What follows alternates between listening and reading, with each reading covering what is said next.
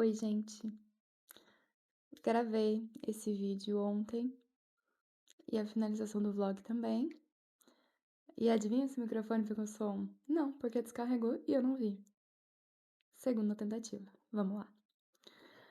Tô aqui então como última parte dos comentários da nossa leitura conjunta de Cujo, hoje para falar sobre a entrevista que tem no final do livro, porque semana passada a gente terminou a leitura e que foi aquele final. Se você não viu ainda, veja, vou linkar o vídeo, a playlist toda aqui em algum lugar. Mas, aqui no final desse livro, nessa edição, pelo menos, da Biblioteca Suma, Biblioteca Stephen King, tem uma entrevista do King que foi feita em duas partes, né? O entrevistador aqui, ele dá um panorama primeiro pra gente, dizendo que essa entrevista foi feita, a primeira parte, em 2001, que foi 2 anos depois que o King sofreu o acidente dele. Ele foi, pra quem não sabe, ele foi atropelado e ele ficou muito mal, ele de fato quase morreu. E isso até depois serviu de inspiração, até onde eu sei, serviu de inspiração pro Misery, Louca Obsessão, que é um dos livros dele que, assim, ó, maravilhoso. E então ele estava ainda ali se recuperando, né, desse acidente e tudo mais. E a segunda parte dessa entrevista foi feita em 2006, ele na casa de inverno dele, que ele tem na Flórida, em Miami, eu acho que é. E, enfim, tem um contexto aqui sobre o King ser muito fã de beisebol, se eu não me engano, porque ele é muito fã dos Red Sox. Até onde eu sei, Red Sox é de beisebol, tá? Se eu tô falando besteira, sinto muito. Mas tudo bem, vamos lá. E o entrevistador aqui começa perguntando sobre as inspirações do King, as associações que ele faz, né, para construir as histórias. E claro que ele pergunta sobre a inspiração para Cujo, e ele dá alguns exemplos aqui, mas eu vou trazer dois muito interessantes. E de Cujo, principalmente, a gente sabe, né, que é esse cachorro que tem raiva, ele fica muito maluco, ele ataca todo mundo, ele mata um monte de gente. E as pessoas ali estão presas, né, dentro desse carro, e esse cachorro tá lá fora, não tem o que fazer, não tem pra onde ir. Então, da onde que surgiu, né, essa ideia? E o King fala que ele teve uma moto muito tempo atrás, e essa moto tava com algum problema, um problema parecido com o que o carro no livro tem mesmo, e ele levou para um mecânico local da cidade, e esse mecânico tinha, né, a mecânica dele era na própria fazenda do cara, e um pouco mais afastado, assim, numa área mais rural. E ele lembra de ter levado a moto para lá e a moto logo para de funcionar assim que ele entra na propriedade do mecânico, o que acontece no livro aqui com os personagens. Esse mecânico tinha um São Bernardo que era. Não entendi que o cachorro era super dócil, o quê? Talvez ele fosse meio agressivo naturalmente. Mas esse cachorro chegou e foi latindo pro King, e quase atacou.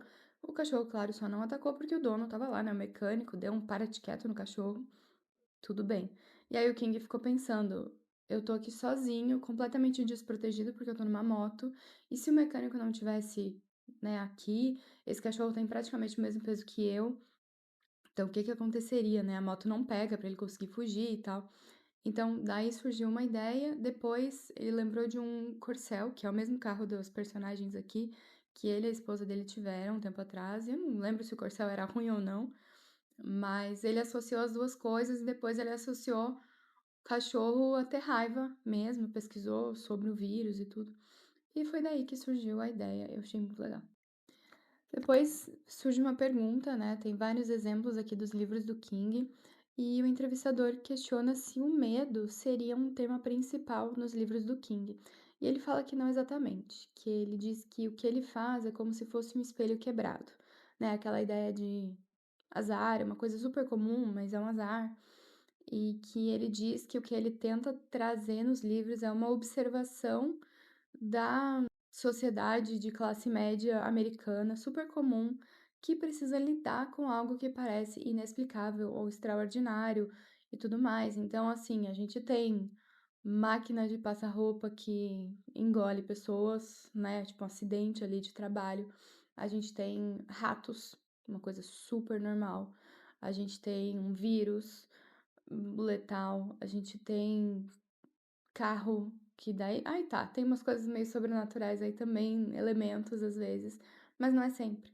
né. Então ele diz que ele traz essa observação do cotidiano que tem alguma coisa ali que é em torno disso que a história gira, mas que não necessariamente seria sobre medo. E aí ele deu exemplo de Celular, que é um dos livros dele, óbvio, né.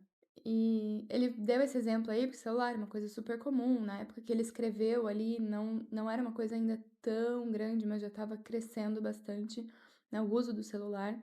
E só pelos comentários que ele fez sobre o livro me deu muita vontade de pegar, inclusive comecei a ler ontem à noite mesmo. E eu tinha, né, uma edição aqui em inglês, então tô bem curiosa. E aí, ele traz uma coisa muito interessante que o entrevistador questiona sobre os tipos de livros dele, as categorias de livros, né? Porque o King tem livros que tem essa coisa muito mais sobrenatural e tem livros que não são, né, tanto do sobrenatural e tal. E agora, hoje em dia, 2025, ele já tem uma terceira categoria, né, que seria os livros mais de investigação, policial e tudo mais. Então, mas na época da entrevista, não. Então, o King disse que ele tem 2 categorias, assim, ele enxerga os livros dele como ou para dentro ou para fora, né, e que normalmente livros para dentro são, por exemplo, Misery, Louca Obsessão, ou Love, A História de Lizzie, que é um que ele estava lançando bem na época aqui dessa entrevista. Ai, não lembro de outro agora. E os que seriam para fora são, por exemplo, a série da Torre Negra, A Dança da Morte. Eu diria, ele não menciona, mas eu colocaria nessa categoria também, então, Sob a Redoma e It, né? Que são livros que têm esses para fora, eles têm muito mais personagens, muito mais núcleos, muito mais histórias acontecendo. E os para dentro seriam em torno de menos personagens, em torno de uma coisa só ali acontecendo, uma coisa bem mais interna dos personagens mesmo.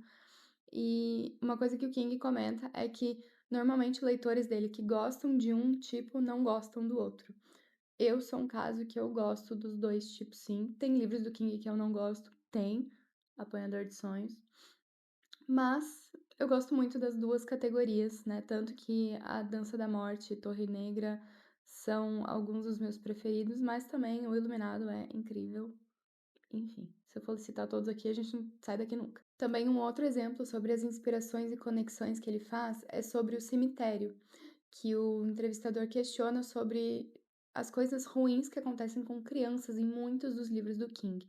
E uma coisa que ele fala é que enquanto outras pessoas da idade dele, ali nos seus início dos 20 anos, mais ou menos, estavam saindo, aproveitando, festejando, não sei o quê, ele já estava casado e tendo filhos, né? Ele teve 3 filhos ao longo de 6 anos. Então, o que ele conhecia era aquilo, era aquele cenário, né? Crianças crescendo em desenvolvimento e tudo mais. Então, ele usa isso. E, falando especificamente sobre o cemitério, ele se mudou, né? Teve uma época que as crianças eram pequenas e eles se mudaram para uma casa mesmo que era numa área ali onde passava uma autoestrada no meio do caminho e tinha um vizinho que falou: ó, cuidado com eles perto da estrada, tem caminhão que passa, não se pode acontecer uma tragédia, não sei o quê. Que é uma fala de um dos personagens do livro do cemitério. E vários elementos da história aconteceram de fato na vida dele. Por exemplo, o gato da filha dele, da Naomi, foi atropelado, eles enterraram num cemitério ali de animais que tinha. A Naomi ficou gritando por muito tempo: dá meu gato de volta, dá meu gato de volta. Então, isso tudo aí foi inspiração. Além de uma outra coisa grande, importante que acontece no livro, que para quem não leu, não vou comentar, mas quase aconteceu a mesma coisa com o King, com a família dele. Então, claro que quase aconteceu na vida real, mas no livro de fato acontece, porque ele quer dar esse passo além, né? Que se ele não der esse passo a mais, a história não acontece. Por isso, então, que ele traz esses elementos, né? Além de coisas que ele conhece, coisas que aconteceram, associações loucas que ele faz. Aí, uma parte que eu achei sensacional foi quando o entrevistador questiona sobre as adaptações de livros, né, dele para o cinema, e eles falam sobre o Iluminado. Quem me conhece sabe que eu detesto aquele filme do Iluminado. E muita gente já veio atrás de mim por conta disso, já me xingou por conta disso. Amigos mesmo, enfim, gente que estava falando que eu era maluca, porque é uma obra de arte, porque é Kubrick, porque não sei o quê, não sei o quê, não sei o que outro. Ok, o filme pode ser bem feito, realmente ele tem uma fotografia maravilhosa, é muito bonito, mas é que nem o King diz aqui nessa entrevista. O filme do Kubrick é como se fosse uma estátua no museu, é só para ser admirado. Ele não traz nenhuma profundidade sobre os personagens, coisa que é um dos pontos centrais do livro, né? No filme, por exemplo, o Jack Torrance, que é o personagem principal, ele já começa meio maluco no filme, e no livro essa loucura vai sendo construída, e é por isso que tudo acontece naquele livro. A Shelley Duvall, que fez a mulher do Jack Torrance, a Shelley Duvall é a atriz, esqueci o nome da personagem. Ela, segundo King, foi uma péssima representação de qualquer mulher no livro, porque ela era uma máquina de gritar só. Só o que ela fazia era gritar no filme, realmente disso eu lembro. Então, assim, não teve nada da profundidade da história. O final também foi completamente diferente e no livro é muito mais impactante. Então, assim, o filme do Iluminado pode ser bom sozinho, como filme, ignorando que é uma adaptação literária. Eu acho que é isso. Claro que é difícil acertar super adaptações literárias. Sim, tem muita coisa que vai faltar, sim, mas esse aí, outra coisa, completamente. E eu super concordo com o King. Eu já sabia que ele não gostava daquela adaptação. Ele não teve parte nenhuma na produção do filme. Então, eu achei bem interessante ele falar bem abertamente sobre isso aqui. Adorei ler. E assim, além disso, nessa entrevista ele fala muito sobre a carreira dele, o sucesso financeiro também, né? O conforto que hoje em dia ele tem, que ele não precisa escrever mais para sobreviver, ele agora continua fazendo porque ele quer, né? Ele fala muito desse Lizzie, Love, a história de Lizzie, porque ali acho que estava na época mesmo de ser lançado, estava lançando, e ele diz que é um livro que ele ama muito e realmente é muito bom, mas é muito diferente de todas as coisas do King, assim, das antigas, mas é muito bom. E ele fala que ele ama muito esse livro, tanto a ponto dele não querer ver crítica nenhuma, sabe? Assim, tipo, não critiquem meu bebê, mais ou menos assim. E que ele não é assim sobre os outros, né?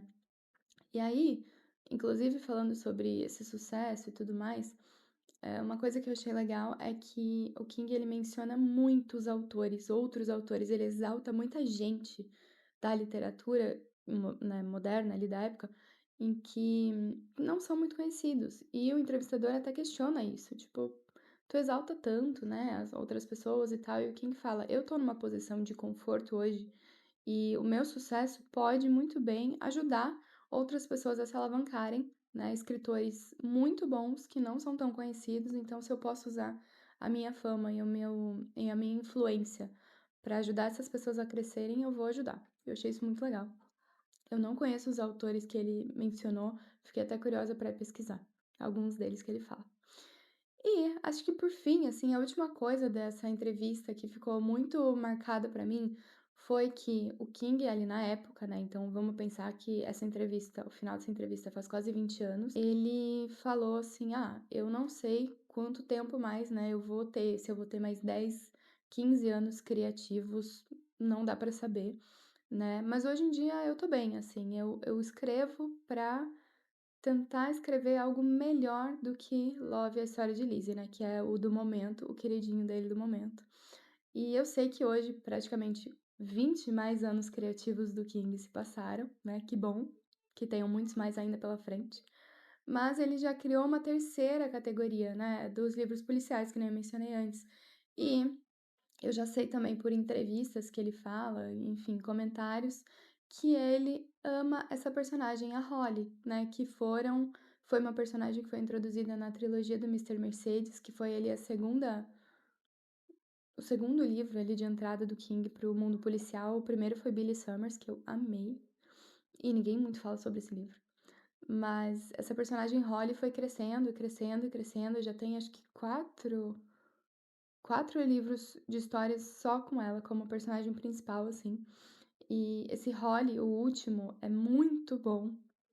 mas enfim, ele já então fez alguma coisa que ele goste tanto quanto Love, a história de Liz, ou pelo menos como ele menciona aqui, eu associei, né, uma coisa à outra.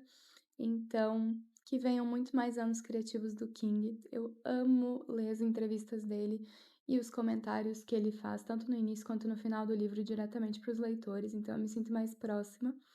E é isso. Espero que vocês tenham gostado. Deixe aqui nos comentários o que mais vocês querem ver, se vocês acompanharam essa leitura conjunta. E até o próximo vídeo, então, e um beijão!